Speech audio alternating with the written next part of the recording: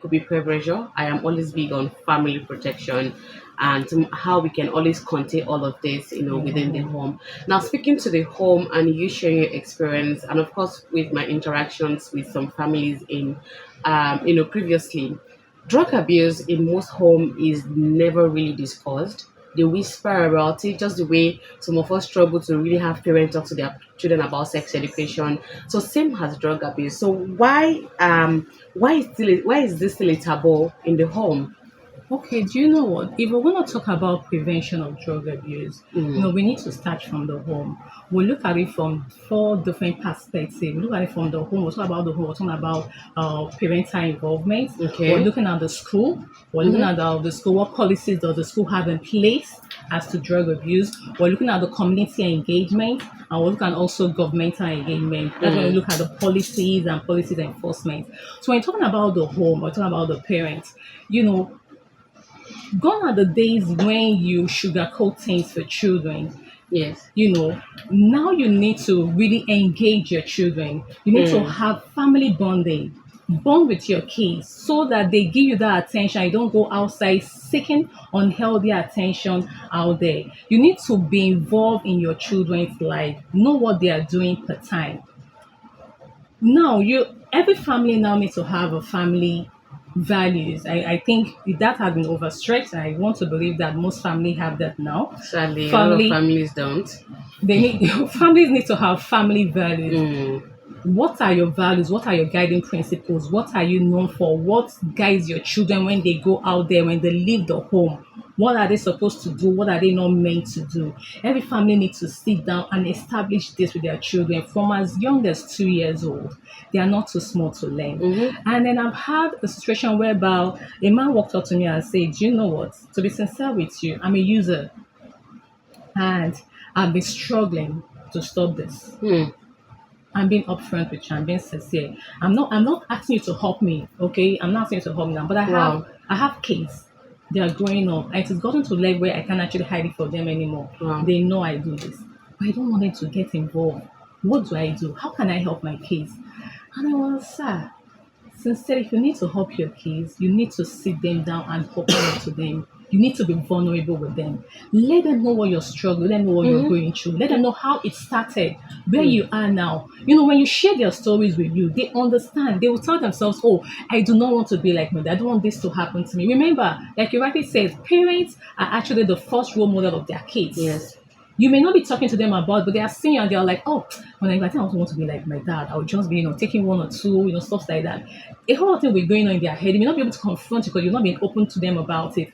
But Mm, true, when you sit them down and you discuss this with them, you become vulnerable. They see it from your own perspective, from your own view. Trust me, you see them, they even become the advocates. When they go out there and then they are being offered, you see them they're able to declining speak and against even it. speaking against it and even advocating against, but Mm, they know what is done, what it has done to to their them. own Thank you. death. Thank you. Amazing. Thank you, Blessing. And just wanted to come to you. Okay. Still speaking about family and how we can ensure that we're putting the right foot forward to ensure that we don't get our kids and we're able to have this conversation with them.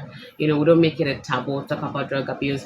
But in a family where there's likely possibilities that because there's probably a child, a young teenager that is already taking drugs, as a parent, as a guardian, what are the warning signs that we should look out for, to be able to tell if a child has been, exposed to drug abuse in their Okay, home?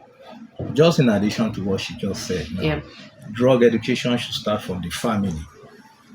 Drug education should start from the family. Mm, Parents must take that responsibility. They must not shift it to the school or to churches or to mosque. They must be knowledgeable about drug abuse and they must be able to teach their children about the consequences of abusing drugs. That's number one. Number two, as a parent, you must know the friends that your children keep. It's very, very vital. They say, show me your friend and I will tell you who you are. mm, Then you must know the family background of those friends.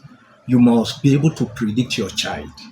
Then you must have one-on-one bonding with your children. They must be free to share the experiences with you.